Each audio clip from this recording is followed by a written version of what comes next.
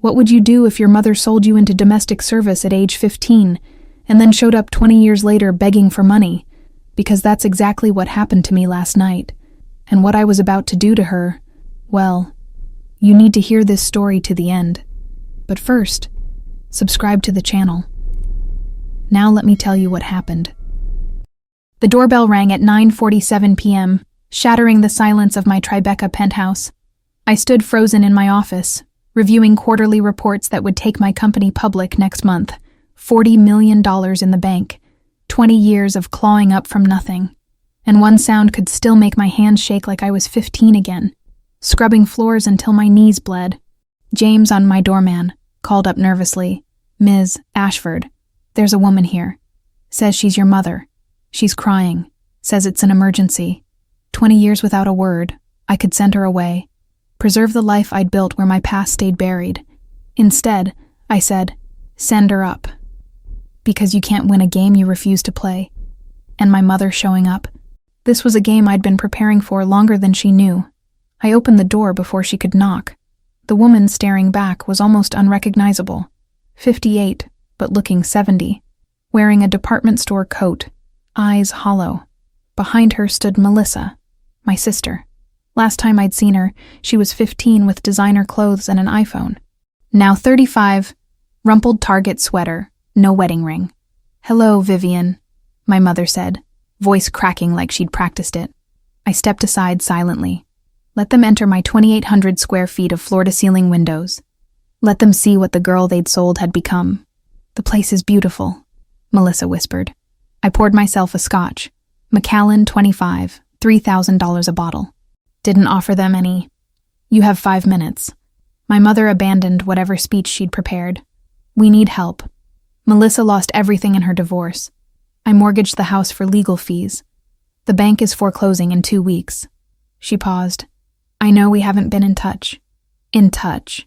The words came out sharp as glass. "You locked me out when I was 18 and bleeding. You said, 'You don't live here anymore, Vivian. You made your choice.' The memory hung between us. It was complicated. No, it was simple. You chose her." I pointed at Melissa. "You chose her every day for 3 years while collecting $800 a month for my labor. Disney World, iPhone, designer clothes. All purchased with money you made selling me." Melissa gasped. My mother closed her eyes. "You know, I've known since I was 16 and found Patricia's ledger. V. Services, $800. Repeated monthly. I did the math while scrubbing her toilet.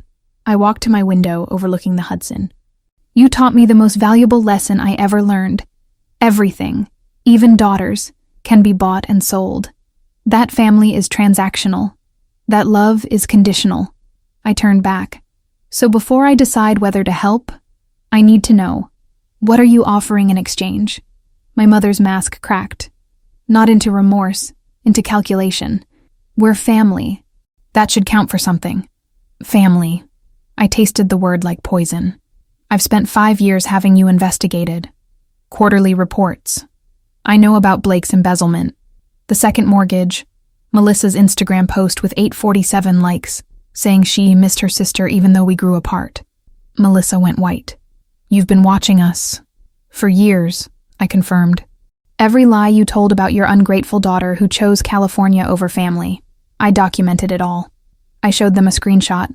My mother at book club, the investigator's note. Subject stated, "My daughter chose money over family. I tried to have a relationship, but she refused. I had to say something. You had to lie. Because the truth makes you look bad." I set down my phone. "Here's what's happening. I'm going to tell you how the girl you sold for $800 a month became worth $40 million. Then I'll decide what you're worth to me." I sat in my leather chair. "If you want my money, you'll sit and listen. 20 minutes. Payment for the 3 years you sold. Fair." They sat on my $15,000 sofa, perched on the edge like they might contaminate it. "It started the day I turned 18. I began. The day I discovered Patricia told you the payments were ending, that I was no longer profitable, so no longer worth keeping." I paused. I packed my things and left, took nothing but Patricia's address book, my first theft. I walked out with $47 in my pocket. I watched them process the image. Their daughter, 18, homeless, with nothing. My first stop was your apartment. I still had keys. I waited for you to come home. You remember what happened next? My mother nodded, tears forming. You closed the door, and that's where the real story begins. I stood and walked to the window. And I slept in Port Authority for a week, in the McDonald's, buying coffee to justify my presence. A security guard found me on night 3, said I couldn't sleep there. I told him I was waiting for someone. I turned back. He let me stay until his shift ended. A stranger showed me more kindness in one night than my family showed me in 18 years. Melissa was crying now. I felt nothing. By day 7, I'd spent $31 of my $47. So I used Patricia's address book, started calling the women I'd served at her book club. Hello, Mrs. Whitmore. This is Vivian Ashford. I used to work for Patricia Henderson. I smiled without warmth. Within 2 weeks, 5 clients. Within a month, won $200. That's when I learned. If you're smart, rich people teach you exactly how to stop being the servant and become one of them. My mother leaned forward. So you succeeded through hard work. That's not the whole story. I interrupted. What comes next? How I really made my money. That's what you need to hear. Because the path wasn't straight. It was a series of catastrophes. And the first one almost killed me. Their expressions shifted. Confusion, then interest. They'd expected triumph. I was giving them something more complicated. Let me tell you about the year I turned 19. The year I thought I'd made it. The year before everything fell apart. I was 19 with 5 cleaning clients, a room in Queens, and business cards saying Ashford Services, making $1 in $200 a month. More than you made, Mom. And I felt like I'd won. Every dollar went into savings at Chase. I'd watch the balance grow. $500, $1,000, $2,000. Power, safety, proof. That's when I met Mrs. Eleanor Whitmore and her son Thomas, a software engineer drowning in chaos at his startup. I overheard him one Sunday. I can't find anyone to do basic project management. Everyone wants to code. Nobody wants to organize. I knocked on the door frame. I can do project management. It was a lie. I'd never done it. But I'd managed Patricia's household. Complex schedules, vendors, logistics. How different could it be? Thomas looked skeptical. 19, Target clothes, pulled back hair. Do you know anything about software? No, but I learn fast. And I work harder than anyone because I have more to prove. 20 hours a week, 25 an hour. Keep track of tasks, schedule meetings. Can you do that? I wanted to scream yes. $500 a week was more than I'd imagined. Instead, I can do that. I bought Project Management for Dummies, read it in one night, and showed up at his startup near Union Square. Did what I'd done for 3 years, made everything run smoothly, absorbed everything, sat in technical meetings, asked questions, taught myself to code at night. Within 6 months, full-time, $45,000 a year, benefits, health insurance for the first time. I was 19 and had tripled your income, Mom. It felt like revenge. The startup was Datacross, boring enterprise software that solved real problems. For 2 years, I lived that company. 60-hour weeks, skipped meals, ignored my body rebelling, headaches, insomnia, constant anxiety. I was 21 when Marcus Chen walked in. Not my doorman. This Marcus was a venture capitalist. 32, Stanford MBA, the confidence of someone who'd never doubted success. He asked sharp questions, evaluating us. Later, he bought me coffee. That coffee became a mentorship that changed my life. For 3 years, Marcus taught me about markets, business models, investors, how to dress for the world I wanted, how to see patterns. He never asked about my background, just accepted I was building a future without a past. When I was 23, Marcus offered me a COO role at a portfolio company. Terrible pay, $80K plus 2% equity, could be worth nothing. Could be worth millions. I took it. Tech Optima, AI supply chain software. 2 years of 80-hour weeks building operational backbone. We raised Series A, then B, then got acquired for $340 million. My 2% after dilution and taxes, $4.2 million. 25 years old and a millionaire. The day the money hit, I sat in my apartment and cried. Not from happiness, from something more complicated. Relief. Grief for the girl who'd scrubbed toilets for someone else's $800. Sitting in my penthouse now, I watched my mother process this, but I wasn't done. That's where most stories end, I said. Rags to riches, perfect ending. I sipped my scotch. Except that's not what happened. What came next almost destroyed me. Their faces shifted. Apprehension. I took that $4.2 million and started my own company. Meridian Systems, enterprise software. I was 26, certain I couldn't fail. I paused. I was wrong. I lost everything, I said simply. Well, not everything, but close. 2 years and $3.2 million building a product nobody wanted. Wrong people, wrong market. Every mistake a first-time founder makes. When I ran out of money, I had to shut it down. Surprise on their faces. This wasn't the triumph they'd expected. 28 years old with $800,000 left. Had to decide. Give up? Get a safe job? Prove I was the failure you thought? I smiled without humor. Or try again. The reason I succeeded isn't because I never failed. It's because when I did, when I lost $3.2 million, I had no one to fall back on. No family. No safety net. Only direction was forward. I finished my drink. So I tried again. Spent 3 years consulting, rebuilding confidence. Met a woman named Elena in a coffee shop. She was about to lose her startup. We became accountability partners. I helped her pivot her strategy. She helped me process my failure. Her company survived, eventually sold for $85 million. She gave me $500,000 in gratitude. I stood. By 31, I had $1.3 million and was ready. Started Cascade Systems, same category as my failed company. But this time I knew what I was doing. This time I had Marcus as investor, Elena as advisor, a network of believers. I walked closer. But most importantly, I had hunger, the kind that comes from losing everything and knowing you'll do anything to prevent it again. The hunger you gave me when you taught me my value was conditional. 7 years building Cascade. 80, 90-hour weeks. Relationships abandoned. By year 7, $180 million revenue. Private equity offered $290 million. After taxes and shareholders, I netted $156 million. Add previous exits, $172 million total. I watched her face. But I told you $40 million tonight. Want to know why? To see what we'd do, my mother whispered. Exactly. To see if your desperation had limits. You didn't question it, just accepted and started planning extraction. Which tells me everything about why you're here. I paced. But there's more. 5 years ago, when I could afford vindictiveness, I found Patricia. Turns out I wasn't her first victim. I was her 7th. She'd been running this scheme for 20 years. Taking desperate mothers, daughters, paying monthly fees, using them as unpaid labor. Shock on their faces. I found 4 other women. Hired lawyers. Filed class action for labor trafficking and child abuse. We won $6 million judgment. Patricia lost everything.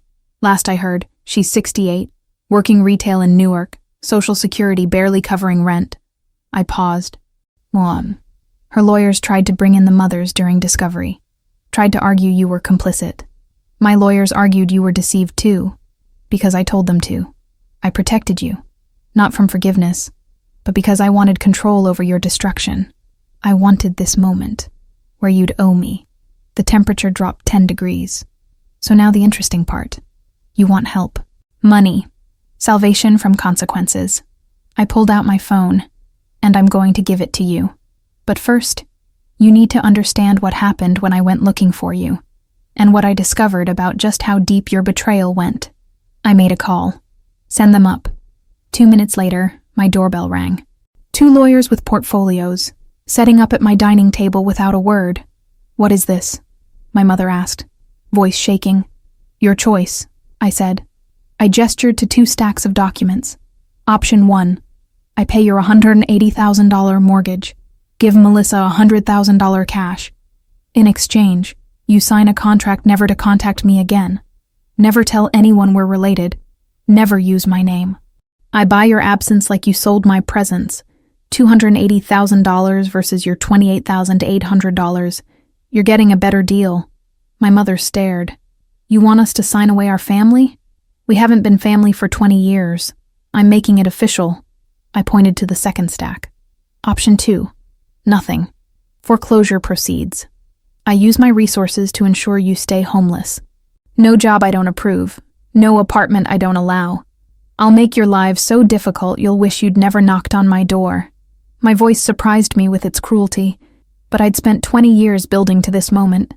That's not fair, Melissa said, voice breaking. Blake destroyed everything. And whose fault is that? You married a criminal. Mom mortgaged her house to protect you. You made choices. Like Mom chose to sell me. Now you want me to save you from consequences. We're family, my mother said desperately. That has to mean something. Family? The word exploded. Where was family when I was 15 scrubbing floors? When I was 18 bleeding on your doorstep? 20 years of silence. I grabbed a contract and thrust it at her. This is family to you. A transaction. Money for services. I'm offering the same deal you offered me. Take the money and disappear. My mother took it with shaking hands, reading clauses designed to erase me as completely as she'd erased me. And if we don't sign, then I destroy you, slowly, over years, until you understand what it feels like to be erased by someone who's supposed to love you. Melissa stood abruptly. This is sick. You're torturing us. What kind of person does that? The kind you created. The kind who learned love has a price tag. I'm your success story, Melissa. Be proud. The lawyer sat in professional silence. My mother picked up a pen. Where do I sign? And watching her choose money over relationship one final time, something inside me broke. Not from pain, from clarity. Wait. My mother looked up, pen poised. There's a third option, I said slowly. One I wasn't sure I was strong enough to offer until this moment. I walked to my window. The city glittered below, all that light, all those lives, probably with families that loved without conditions. The third option is, you take the money. House payoff, cash for Melissa, but without the no-contact clause, you take the help. And in exchange, we try something that terrifies me. We tell the truth. I turned back. We go to therapy. All of us. We sit with a professional and say everything we've never said. We don't promise forgiveness or reconciliation, just honesty. Complete, brutal honesty about what we did to each other and why. My mother stared like I'd suggested jumping off the building. You want therapy? I want to know if there's anything salvageable, I said. I've spent 20 years successful and alone. Last night I realized I won. I proved I was worth more than $800. But I'm 38, and the only person who calls on my birthday is my assistant, because it's in her calendar. Something cracked in my chest. I built a fortress to keep everyone out. It worked, but now I'm alone in it. And I don't know if that's winning or just different losing. So here's your choice, I said. Option 1, money and contract. Never see me again. Option 2, nothing, except consequences. Or option 3, money and the possibility that maybe we can figure out how to be people who don't destroy each other. I looked at both. 5 minutes to decide. I'll be in my office. I closed the door and sat in darkness. Through the door, muffled voices arguing, discussing, processing the impossible choice. My hands shook. I'd imagined vengeance 1,000 times. Never mercy, never asking them to stay. My phone buzzed. Marcus Chen. They're here, I told him. My mother and sister. They want money. Silence. And do you need me to come over? No. But Marcus, how did you fix things with your parents? Long pause. Therapy. So much therapy. And accepting they made choices based on their limitations, not because they didn't love me. Doesn't excuse everything, but makes coexistence possible. Was it worth it? The work of rebuilding? Yes, he said without hesitation. Because when my dad called last month saying he was proud, I believed him. That wouldn't have been possible without the work. After we hung up, I sat thinking about belief, about whether any universe existed where I could hear my mother say she was proud and believe it. The knock came exactly 5 minutes later. My mother and sister, tear-stained. We chose option 3, you, my mother said, if you'll still offer it. Something in my chest loosened. Not forgiveness, just the tiniest space between rage and control. Money transfers in 48 hours. Foreclosure stops. But we start therapy next week. Dr. Sarah Mendoza, best family trauma therapist in Manhattan. Tuesday evenings, 6 p.m. Miss a session without medical emergency. Deal is void and I proceed with option 2. We understand, Melissa said. But Vivian, why option 3? After everything, why offer another chance? I considered lying, saying something about strategy or control, but we'd promised honesty. Because I'm tired, I said simply. Tired of being angry, tired of being alone, tired of winning fights against people who aren't even in the room. You're here now. We might as well figure out if there's anything worth salvaging. And if it doesn't work? My mother asked. If we try and it's too broken, then at least we'll know, I said. At least we tried. And when you're gone and I'm old looking back, I won't wonder if I was too afraid to face this. I stood. Dr. Mendoza, Tuesday at 6 p.m. Call her or don't, but I'll be there. If you want to try, I'll see you there. I walked away before they could respond, before I could second guess, before I could fall back into safe, controlled patterns I'd perfected for 20 years. 2 weeks later, on Tuesday at 6 p.m., I sat in Dr. Mendoza's office. Modern furniture, soft lighting, tissues everywhere. I'd arrived 20 minutes early, considering leaving. The door opened. My mother walked in, then Melissa. We sat in careful silence until Dr. Mendoza entered. 50s. Kind eyes. The calm of someone who'd seen every dysfunction and survived. This is courage from all 3 of you, she said. Significant trauma here, broken trust, years of pain. This won't be easy, might not work. But if you're willing to be honest, really honest, we can work toward understanding. She looked at each of us. Who wants to start? And my mother spoke first. I'll start. Because I broke this family, and Vivian deserves to hear me say it out loud, without excuses. She turned to me, and for the first time in 20 years, I saw something genuine. I sold you, not because I didn't love you, not because you weren't enough, but because I was drowning and chose wrong. I chose to save myself and Melissa by sacrificing you. And every day since, I've told myself lies to make that bearable. Tears streamed down her face. I told myself you were better off with Patricia, that you wanted independence. I told myself those lies so many times I almost believed them. But the truth is simpler and uglier. I was weak. I was desperate. When Patricia offered money, I took it because it was easier than finding another way. She looked at me directly. Your father left us with $40,000 in gambling debt. Creditors threatening to take the house. I was working 2 jobs and it wasn't enough. Patricia's offer, $800 a month for helping with your education, felt like a life raft. Her voice cracked. But even after I knew it was wrong, even after I saw how Patricia treated you the few times you called, I didn't stop it. That money was keeping us afloat, paying for Melissa's braces, my mortgage, bills that never stopped. I chose financial survival over your well-being. That's unforgivable. Dr. Mendoza handed her tissues but said nothing. When I came back at 18, I said finally, when I was bleeding, why did you close the door? My mother closed her eyes. Because if I let you in, I'd have to face what I'd done. I'd have to look at you every day and remember I'd sold you. It was easier to tell myself you'd chosen to leave than admit I'd forced you out. So you chose easy over right, I said. Again. Yes, I chose easy over right, comfort over courage, myself over you. I have to live with that. Melissa spoke, voice shaking. I need to say something too. I was complicit. Maybe I didn't know details when younger, but by 19 I knew something was wrong. Mom said you'd chosen to stay with Patricia, but that never made sense. You loved us. You wouldn't just leave. She looked at me with red eyes, but I didn't ask questions. My life was good. New clothes, nice phone, college ahead. Asking questions meant potentially losing those things. So I chose ignorance, chose to believe lies because it was easier than confronting truth.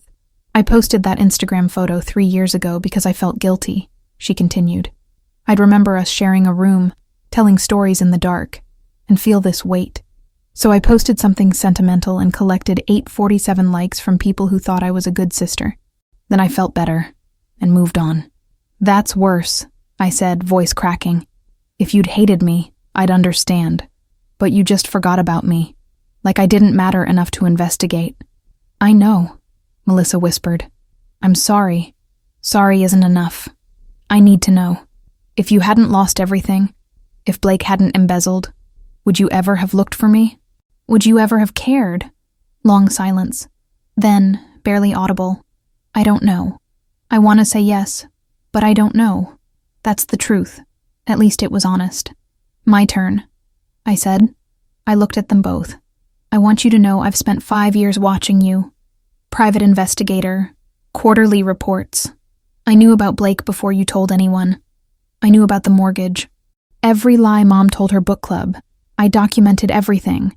I stood, too agitated to sit. 3 months ago, I bought your mortgage. I orchestrated your desperation. I engineered this confrontation because I wanted you helpless, like I was helpless at 15.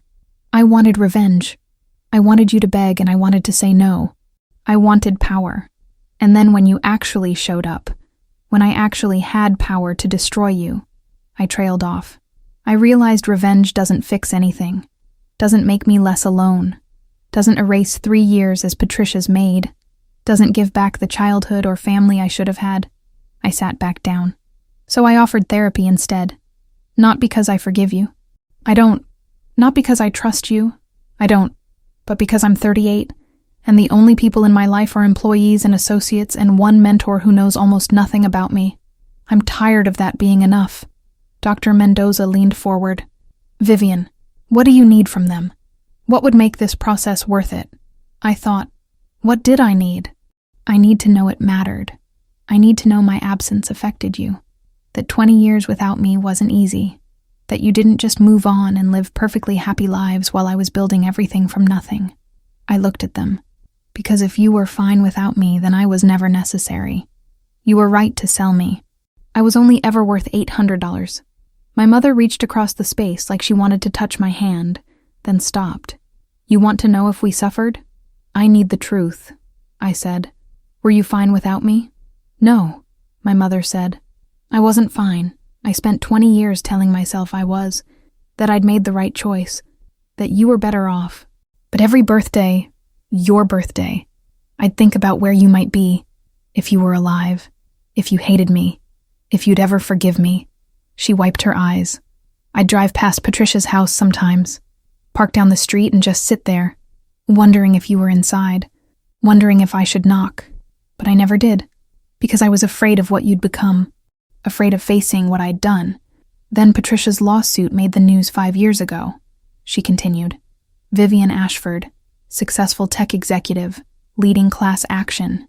I realized you'd survived and thrived. I was so proud and so devastated because you did it without me. You became extraordinary without help from the person who was supposed to help most. I looked you up online after that, Melissa added. Found your company, articles about you, found out you'd made millions. I felt this strange mix of pride and shame. Pride that my sister was impressive, shame that I'd contributed nothing, that I'd taken and given nothing back. But we still didn't contact you, my mother said, because we thought you were better off without us, and because we were afraid of this exact moment, having to face what we'd done and admit there's no excuse big enough. The session went 90 minutes. We cried, we yelled, we said things festering for decades. When Dr. Mendoza called time, we were exhausted. Same time next week, she said. Think about this. What does family mean to you now? Not what it was or should be, but what it could be if you build something new from the pieces left. We filed out into cool Manhattan evening. 3 women who shared DNA and trauma and nothing else. Thank you, Melissa said. For option 3. It would have been safer to choose option 1, I corrected. I don't know if it would have been easier. Living with that choice, that would have been its own hard. As they walked toward the subway, I watched them go. 2 women who'd destroyed me and whom I'd almost destroyed in return. 2 women I might learn to coexist with, if we were all brave enough. My phone buzzed. Marcus. How did it go? I typed. Harder than building a company. Scarier than any pitch, but maybe necessary. He responded, proud of you. I walked back through the city I'd conquered. The same streets I'd walked 20 years ago with $47 and nowhere to go. But tonight, for the first time in 2 decades, I wasn't just walking away from something. I was walking toward the possibility of something else. When I got home, I found an email from an unknown address. Subject, thank you. Thank you for today, for option 3, for being braver than I was. I know I don't deserve another chance. I know words are cheap, but I'm going to try. I'm going to show up every Tuesday. Tell the truth even when it's hard. Do the work. And if you still decide you want nothing to do with me, I'll accept that. But thank you for the chance to try. Mom. I read it 3 times. Saved it. Didn't respond. Not yet. But I kept it. That was something. The sessions continued. Week after week, Tuesday after Tuesday, we showed up and did the work. Fought. Cried. Said unforgivable things and came back anyway. Slowly. So slowly I barely noticed. Something shifted. Not healing. More like acknowledgement. Like we were seeing each other clearly instead of through fog. In week 8, my mother brought a ledger. Not Patricia's. Her own. And I kept records, she said, opening the notebook. Every dollar Patricia paid. Every dollar spent. I told myself it was budgeting, but really, I needed to document it. To keep track of what I'd done. She slid it to me. I want you to see exactly how I spent your childhood. I opened it with shaking hands. There it was in her handwriting. Month 1, Patricia payment, $800. Spent, mortgage $650, Melissa braces $150. Month 2, Patricia payment $800. Spent, electric $200, groceries $400, Melissa school supplies $200. 3 years of accounting. 3 years of my labor translated into bills and purchases. At the bottom of the last page, a note. Total received, $28,800. Total cost of losing Vivian, incalculable. I closed it. And why give this to me? Because you deserve the whole truth, not the sanitized version. This shows I had choices. Could have not paid for braces that year. Bought a cheaper coat. Let the car stay broken. I made 1,000 small choices that added up to one big choice. I chose easier over right. Melissa's comfort over your safety. You need to see that in black and white. I looked at the ledger and felt unexpected sadness. For all of us. For the mother so desperate she sold her daughter. For the daughter sold. For the other daughter who benefited and now carried guilt. For the family we could have been. I don't forgive you, I said clearly. This doesn't erase anything. I'm still angry, still hurt. I still have days where I hate you. I know, my mother said.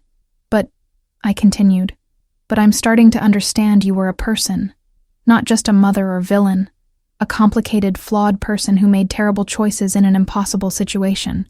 Maybe understanding isn't the same as forgiving, but it's something. Dr. Mendoza leaned forward. Vivian, that's incredibly mature. What do you need from her going forward? What would make continued relationship possible? I thought, consistency. I need you to show up. Every Tuesday, every difficult conversation, every time I'm angry or need space, I need you to not disappear again. Because I can survive a lot, but I can't survive being abandoned twice. I'll be here, my mother said. Every Tuesday, as long as it takes. And I need you to stop lying. To me, yourself, your friends. No more. We grew apart naturally. No more comfortable fiction. Just truth. Okay, my mother agreed. Truth. The months passed. Fall became winter. Some weeks were breakthroughs. Others, we backslid. My rage, her defensiveness, Melissa's guilt. But we kept showing up. Something that looked almost like a relationship began forming. Not the mother-daughter bond from childhood. That was gone. But something new. Built on truth instead of obligation. On choice instead of biology. On daily decision to keep trying. In December, my mother invited me to Christmas dinner. Just the 3 of us. Nothing fancy. You can say no. I thought for 3 days. Talked to Marcus and Dr. Mendoza. Finally said yes. Not because I'd forgiven everything. Not because we were healed, but because I was tired of holidays alone pretending I didn't care. The dinner was awkward. We didn't know how to be around each other outside therapy. Didn't know what to talk about without a mediator. But we tried. Ate the pot roast from my childhood. Exchanged small gifts. I gave practical gift certificates. They gave me a restored childhood photo with a note. We don't deserve to be in your life, but we're grateful you're giving us the chance. It wasn't perfect. It wasn't healed, but it was real. And real was better than the fortress of isolation. Later, back in my apartment at my window, something had changed. Not the city. Me. I pulled out my phone and did something I hadn't done in 20 years. Texted a number saved as Mom. Thank you for dinner. It was hard, but I'm glad I came. See you Tuesday. 3 dots appeared. Then, see you Tuesday, sweetheart. Sweetheart. She hadn't called me that since I was 15. I didn't know how I felt about it, but I didn't delete the message. Progress. The therapy continued, month after month. Not linear. Setbacks. Fights that made me think we should stop. Days I couldn't stand being in the same room, but we kept showing up. Somewhere in year 2, I was at a restaurant with Melissa, just us, and she was telling me about a bombed interview.